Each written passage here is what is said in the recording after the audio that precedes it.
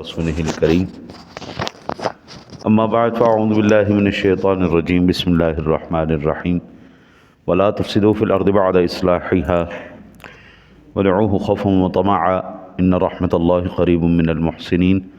اور زمین میں اصلاح کے بعد فساد نہ کرو، اللہ سے ڈرتے رہو اور امید رکھتے ہوئے دعا کرو، بے شک اللہ تعالیٰ کی رحمت نیکی کرنے والوں سے قریب ہے۔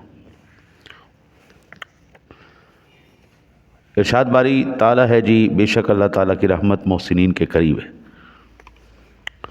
محسنین کا معنی ہے احسان کرنے والے، یعنی نیک اور اچھے کام کرنے والے۔ محسنین سے مراد نیک اور اچھے کام۔ احسان سے یہاں مراد اللہ تعالیٰ کا حکم بجا لانا ہے، اللہ تعالیٰ پر ایمان لانا اور اس کی طرف رجوع کرنا، اس پر توکل کرنا، اس سے حیا کرنا، اس سے ڈرنا، اس سے محبت کرنا اور اس کی عبادت اس طرح کرنا کہ وہ اس کے سامنے کھڑا ہے اور اس کے جلال اور ہیبت سے وہ لرزہ بر اندام ہے۔ سادہ لفظوں میں یہ کہوں نا جی، تو ہمارا المیہ یہ ہے، ہمارے اندر کوئی بھی ایسا نہیں ہے جو اللہ اور اس کے رسول کو نہیں مانتا۔ کوئی آپ کو ایسا نہیں ملے گا جو اللہ رسول کو نہیں۔ اللہ رسول کو سارے مانتے ہیں، اللہ رسول کی کوئی نہیں مانتا۔ کو اور کی کا فرق ہے۔ اللہ رسول کو سارے مانتے ہیں، اللہ بھی ہے، اس کے رسول بھی ہیں، لیکن جو اللہ نے کہا، جو اس کے رسول نے کہا، ہم وہ نہیں مانتے۔ ہمیں تو بھائی اپنا دین چاہیے، ہمیں تو وہ دین چاہیے جو ہمیں پسند ہو، میٹھا ہپ ہپ کوڑا تھو تھو، جو ہمیں پسند ہے ہم وہ لیں گے، اس پر عمل کریں گے، جو ہمیں پسند نہیں۔ میں آپ کو اس کی بے شمار دلیلیں دے سکتا ہوں، لیکن اتنا ہی میں آپ کو عرض کرتا ہوں کہ اللہ تعالیٰ سے محبت کرنا، اس کو ماننا، مطلب یہ ہے کہ اللہ رسول کی اطاعت کرنا ہے، احکام بجا لانا۔ حضرت کوئی لاجک سمجھ میں آ رہی ہے یا نہیں آ رہی؟ ہمیں اس سے کوئی غرض نہیں، ہمیں غرض یہ ہے کہ اللہ اور اس کے رسول نے کیا کہا، بس اتنا ہی سمجھ میں آیا۔ جو بندہ صاحب نصاب ہے، اس کو اللہ رسول نے حکم دیا زکوٰۃ دو، اب تمہیں وہ پیسہ دینا سمجھ میں آ رہا ہے یا نہیں آ رہا، بھائی جان وہ پیسہ دینا ہے آپ نے۔ صاحب نصاب پر قربانی اور حج واجب ہے، وہ تمہیں سمجھ میں آ رہا ہے یا نہیں آ رہا ہے، وہ تم نے دینا ہے۔ حج کے دوران صحیح کرنی ہے، طواف کعبہ کرنا ہے، زیارت روضہ رسول کرنی ہے، وہاں پہ ہم نے رمی جھمار کرنا ہے۔ آپ کو سمجھ میں آ رہا ہے یا نہیں آ رہا، لیکن بھائی اللہ اور اس کے رسول کا حکم ایسے ہی ماننا ہے۔ یہ سب اللہ تعالیٰ کے ساتھ احسان ہے، اور در حقیقت یہ خود اپنے ساتھ احسان ہے۔ اور اللہ تعالیٰ نے فرمایا حل جزاء الاحسان الا الاحسان، سورۃ الرحمن کی آیت مبارکہ ہے، احسان کا بدلہ صرف احسان ہے۔ حضرت ابن عباس رضی اللہ تعالیٰ عنہما نے فرمایا کہ جس نے لا الہ الا اللہ کہا اور جو کچھ سیدنا امام الانبیاء جناب محمد الرسول اللہ صلی اللہ علیہ وسلم لے کر آئے، اس پر عمل کیا، اس کی جزا صرف جنت ہے۔ اور یہی اس آیت کا معنی ہے کہ اللہ تعالیٰ کی رحمت احسان کرنے والوں کے قریب ہے۔ انسان کی نا جی وہ شخصیت اور طبیعت بڑی ایک عجیب سی ہے۔ اگر اللہ اور اس کے رسول کی مانتا ہے نا جی، اس کے احکام پورے کرتا ہے، تو اللہ تعالیٰ شخصیت کے اندر اتنا روب پیدا کر دیتا ہے، ضمیر کے اندر اتنا اطمینان پیدا کر دیتا ہے، وہ زندہ ہو یا مرا ہوا ہو، دونوں حالتوں میں پرسکون ہوتا ہے۔ میں نے اللہ اور اس کے رسول کی بات مانی ہے، میرا ضمیر مطمئن ہے۔ میں نے اللہ اور اس کے رسول کی بغاوت کی ہے کہ بلا میرا اندر ہی مجھے کھا جائے گا، میری موت ہی پرسکون نہیں ہوگی، میرا اندر مجھے کھا جائے گا کہ تو نے اللہ اور اس کے رسول کی کیوں نہیں مانی۔ کوئی آپ پر اعتراض کرے نہ کرے، کسی کی کوئی ضرورت نہیں، دنیا تو انبیاء کو نہیں چھوڑتی اعتراض پر، لیکن حضرت جو اندر بیٹھا ہے نا، ایک جس کو اندر کا مفتی کہیں، ضمیر کہیں، جس کو آپ اپنا باطن کہہ لیں، یہ کبھی غلط فیصلہ نہیں کرتا، یہ آپ کو 1 منٹ سے پہلے بتا دیتا ہے جناب یہاں پر آپ نے غلطی کی ہے، یہ بات ٹھیک ہے یا نہیں ٹھیک۔ آپ غالب آ گئے ہیں اپنی چلاکی کی وجہ سے، آپ اپنی مکاری کی وجہ سے دوسروں کے اوپر غالب تو آ چکے ہیں، لیکن جناب یہ بات غلط ہے، اندر کا مفتی فوراً بول کے اٹھ کے بولتا ہے۔ البتہ ایک ہمارے درمیان ہے معتزلہ، انہوں نے یہ کہا کہ اللہ کی رحمت نیکی کرنے والوں کے قریب ہے، اور اس سے یہ ثابت ہوتا ہے کہ مسلمان گناہ گار ہیں، اور جو کبیرہ گناہ کرتے ہوئے بغیر توبہ کے مر جائے گا ان کے قریب اللہ کی رحمت نہیں ہوگی، وہ مغفرت اور جنت کی رحمت ہے، ٹھیک ہے، مغفرت اور جنت اللہ کی رحمت ہے۔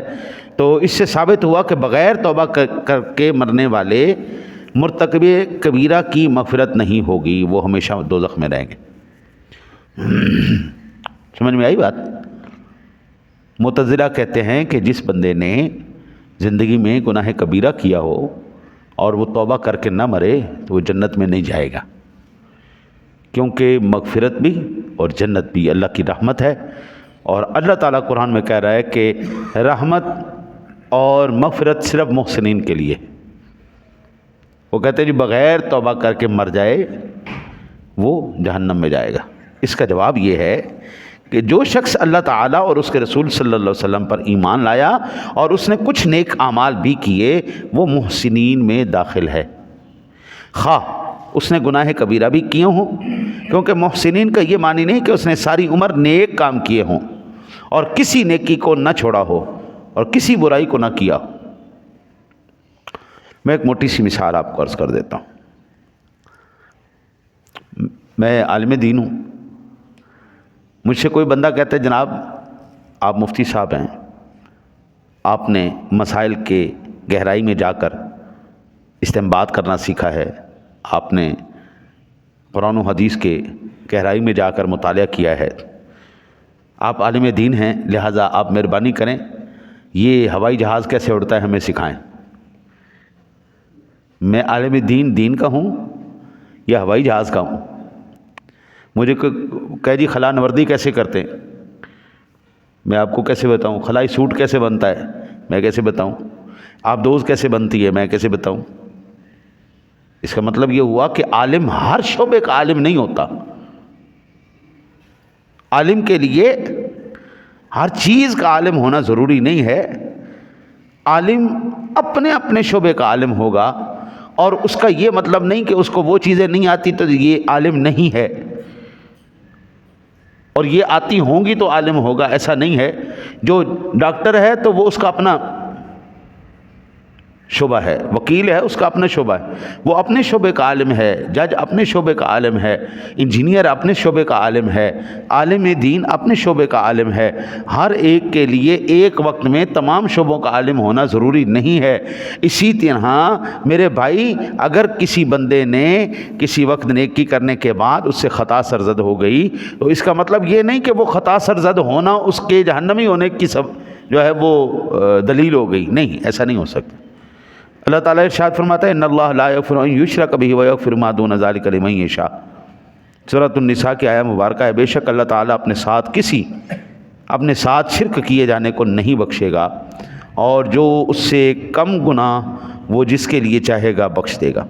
اب اس کا جواب یہ ہے جی کہ مسلمان مرتکب کبیرہ اگر بغیر توبہ کے مر گیا تو اللہ تعالیٰ کی مشیت ہے، وہ اسے چاہے تو ابتداءً اپنے فضل محض سے ہی بخش دے، اور اگر چاہے گا تو اپنے نبی اکرم صلی اللہ علیہ وسلم کی شفاعت سے بخش دے گا، اگر چاہے گا تو اس کو کچھ سزا دے کر بخش دے گا، لیکن کوئی مسلمان بھی اللہ کی بخشش سے بالکل یا محروم نہیں ہوگا۔ سب سے پہلے کیا ہوگا؟ اللہ تعالیٰ پہلی کیٹیگری ان مسلمانوں کی ہوگی جن کو خالصتاً کہے گا تمہارا کوئی عمل شمل نہیں میں دیکھتا، جو اپنے فضل سے میں نے معاف کر دیا۔ تمہاری کوئی جو ہے نا جی ٹھیک ہے جاؤ. اس میں کبیرہ گناہ کے مرتکب بھی آ رہے ہیں, اس میں بڑے بڑے گناہ گار بھی آ رہے ہیں. اب بخاری مسلم شریف پڑھ کے دیکھیں, آپ حیران ہو جائیں گے کیسے کیسے اس کی رحمت کے صدقے بخشے جائیں گے. بندہ حیران ہو جاتا ہے پڑھ کے. ایک روایت میں نے کئی مرتبہ یہ عرض کی ہے کہ 99 گناہوں کے دفتر ایک شخص لے کے آئے گا, اللہ تعالیٰ اس کو اپنی رحمت سے معاف کر دے گا, اپنے فضل سے معاف کر دے گا. ٹھیک ہے, پہلی کیٹیگری ہے. دوسری کیٹیگری یہ ہے کہ اللہ وحدہ لا شریک اپنے حبیب سے فرمائے گا محبوب تو اس کی شفاعت فرما. حضور شفیع المذنبین ہیں. یعنی یہاں پر میں ایک باریک سا نقطہ عرض کرتا چلا جاؤں.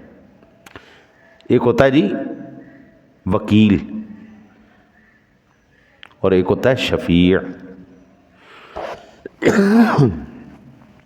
وکیل جج صاحب کی عدالت میں جا کے وہ اس بات کو ثابت کرنے کی کوشش کرتا ہے کہ جناب میرا کلائنٹ جو ہے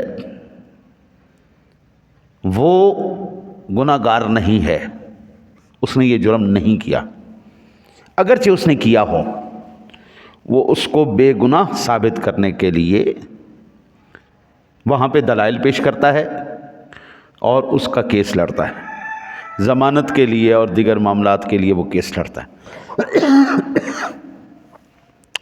لیکن جو شفیع ہوتا ہے نا جی, وہ یہ کہتا ہے جناب اس کے گناہ کو نہ دیکھا جائے, آج یہاں پر میرا آنا دیکھا جائے. حضور کل حشر والے دن یہ نہیں کہیں گے کہ یہ گناہ گار ہے, اس کے گناہ کو دیکھا جائے, یا اس نے گناہ نہیں کیا, یا مجرم تھا لیکن میں کہتا ہوں اس نے جرم نہیں کیا. نہیں نہیں,